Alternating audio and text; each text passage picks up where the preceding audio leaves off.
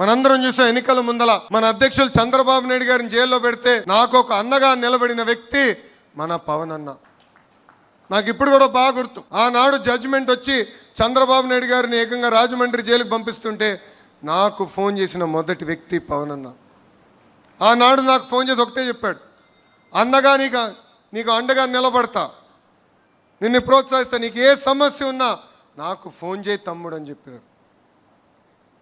అందుకే మన జరిగిన ఎన్నికల్లో 3 పార్టీలు కలిసికట్టుగా పోటీ చేసిన. కోటి సభ్యులున్న కుటుంబం ఇప్పుడు ఇంకొంచెం పెద్దగా అయింది. ఇప్పుడు 3 పార్టీలు కార్యకర్తలు మన సొంతమయ్యారు. కలిసికట్టుగా పనిచేయాలి.